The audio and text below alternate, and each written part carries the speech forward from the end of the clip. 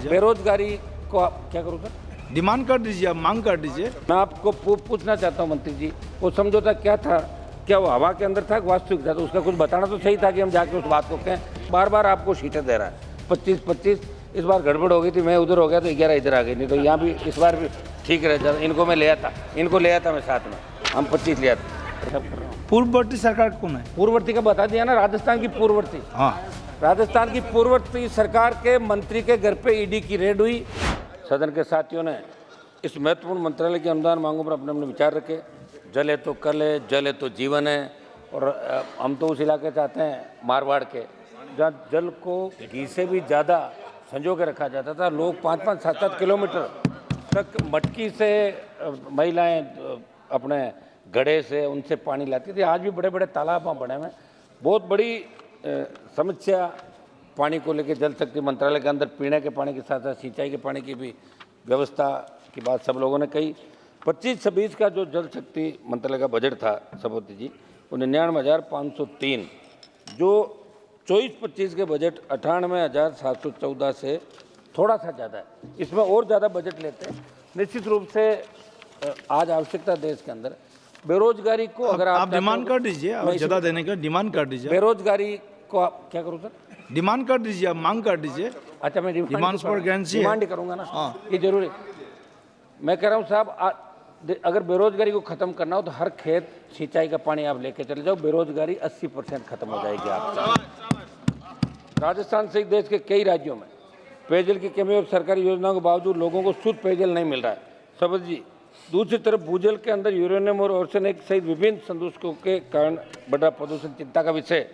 वर्ष 84 में हमारे राजस्थान के 236 में से 203 ब्लॉक सुरक्षित थे, क्योंकि उस वक्त 35% पानी का दोहन होता था। सरकारी आंकड़ों और समाचार पत्रों के अनुसार 30 वर्षों के बाद भूजल दोहन 114% बढ़ गया। अब मात्र 12% ब्लॉक ही सुरक्षित बने। इसलिए मंत्री जी, आपसे मैं विशेष आग्रह करूंगा कि राजस्थान के अंदर आप विशेष रूप से ध्यान दें। आज देश के संदर्भ में बात करें तो भारत की कृषि भूमि का बड़ा हिस्सा वर्षा पर निर्भर है, और हमारे राजस्थान का भी बड़ा हिस्सा वर्षा पर निर्भर है, यानी सिंचाई के लिए वर्षा जल पर निर्भरता ज़्यादा है। और भारत की 2/3 कृषि भूमि सूखाग्रस्त है। आपने वर्ष 15-16 में प्रधानमंत्री कृषि सिंचाई योजना शुरू की, उसका दायरा बढ़ाया जाए और अटल भूजल योजना की प्रभावी मॉनिटरिंग की जाए। मंत्री जी, नदियों और नहरों में बढ़ता प्रदूषण बहुत बड़ी चिंता का विषय है। अब करोड़ों रुपए बजट खर्च होने के बावजूद, कानून होने के बावजूद नदियों में प्रदूषण नहीं रुक रहा है। पंजाब से राजस्थान के अंदर जो पानी आता है उसमें हमारे जिले नागौर, बीकानेर, गंगानगर, हनुमानगढ़, जोधपुर के इलाके, जहाँ लुधियाना की फैक्ट्रियों का अपशिष्ट उनके अंदर पड़ता है और रासायनिक जो इसके अंदर पड़ता है, उससे कैंसर ट्रेन के नाम से हमारी ट्रेन चल रही, उस ट्रेन का नाम ही कैंसर ट्रेन है। तो वहाँ ट्रीटमेंट प्लांट जो लग रहे हैं, आप उसका विशेष रूप से ध्यान दें। आप खुद वहाँ दौरा करें और लोगों को शुद्ध पानी कैसे पिलाएं, इसकी व्यवस्था करें। ये राजस्थान का हमारा बहुत बड़ा क्षेत्रफल है। राजस्थान कृषि प्रधान राज्य है सभापति। यहाँ जीवन यापन के लोग कृषि पर निर्भर रहते हैं तथा कृषि का विकास सिंचाई पर निर्भर है, लेकिन वहाँ सिंचाई के साधन नहीं है। कोटा, हनुमानगढ़, गंगानगर और कुछ इलाकों को छोड़ दे तो बाकी वर्षा पर सारा राजस्थान निर्भर है।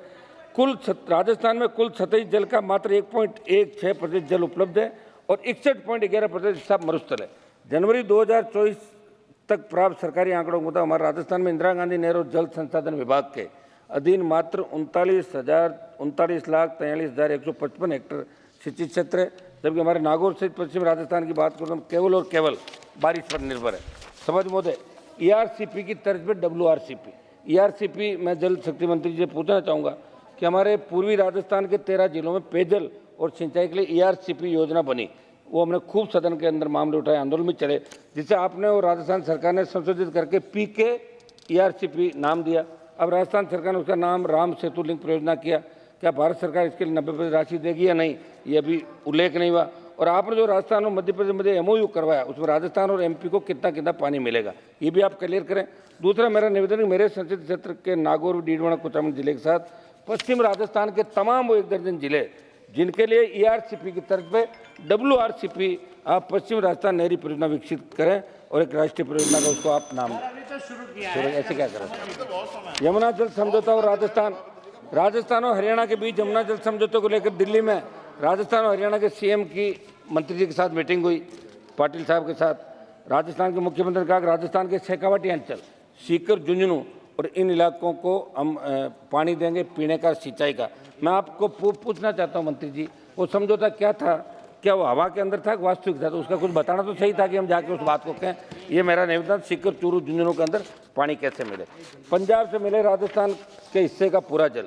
मोदी जी 31/12/1981 को पंजाब, हरियाणा, राजस्थान के तत्कालीन मुख्यमंत्री के मध्य रावी व्यास नदियों के अधिक के जल के बंटवारे को समझौते की तरफ आगे बताना चाहूँगा कि राजस्थान को अब भी 0.60 MA पानी नहीं मिल रहा है। और पंजाब सरकार जब इस समझौते को समाप्त करने के उद्देश्य विधेयक लेकर आई, तब माननीय सुप्रीम कोर्ट ने विशेष संदर्भ संख्या 1/2004 में रावी व्यास जल के संबंध में पंजाब समाप्ति अधिनियम 2004 को गलत माना। इसलिए मेरी मांग है कि केंद्र हस्तक्षेप करके राजस्थान को पंजाब से उसके हिस्से का पूरा पानी दे। राजस्थान बार बार आपको सीटें दे रहा है, 25-25। इस बार गड़बड़ हो गई थी, मैं उधर हो गया तो 11 इधर आ गई, नहीं तो यहाँ भी इस बार भी ठीक रह जाता। इनको मैं ले आता, इनको ले आता मैं साथ में, हम 25 ले आते। समाप्त कीजिए आप समाप्त कीजिए प्लीज।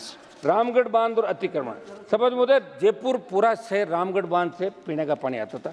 दुर्भाग्य से जल शक्ति मंत्री जी को मैं कहना चाहूँगा कि राजस्थान के जयपुर जिले में स्थित रामगढ़ बांध की तरफ आपका ध्यान दिलाना चाहूँगा। रामगढ़ बांध के बाव क्षेत्र का गला घोंट दिया गया, पर राजस्थान सरकार को नजर नहीं आ रहा है। ने जिम्मेदार अफसरों को हाईकोर्ट के निर्देशों के बाद मंत्री जी रामगढ़ बांध के बाव क्षेत्र में बनाए गए फार्म हाउस, रिजोर्ट, होटल, अस्पताल, मेडिकल कॉलेज बार बार कंटेम्प्ट में भी जा रहे हैं।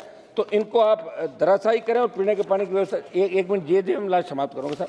JJM और राजस्थान जल जीवन मिशन को लेकर बड़े दावे आप करते हैं। हमारे राजस्थान में जल जीवन में भारी भ्रष्टाचार हुआ था पूर्ववर्ती सरकार से। मंत्री जी, जल जीवन मिशन में पूर्ववर्ती सरकार के समय भारी भ्रष्टाचार राजस्थान के अंदर, पुरानी सरकार थी, और वहाँ के जल जो मंत्री थे उनके घर ED की रेड हुई, CBI की रेड हुई।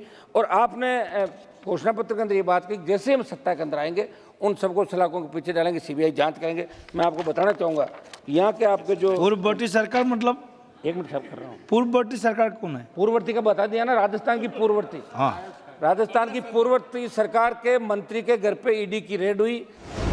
इस तरह की और वीडियो देखने के लिए हमारे YouTube चैनल को सब्सक्राइब करें और बेल आइकन को दबाना ना भूलें। यदि आप हमारा वीडियो Facebook पर देख रहे हैं तो पेज को लाइक और फॉलो जरूर करें। हमारे अन्य सोशल मीडिया पेजेस से भी जुड़ें।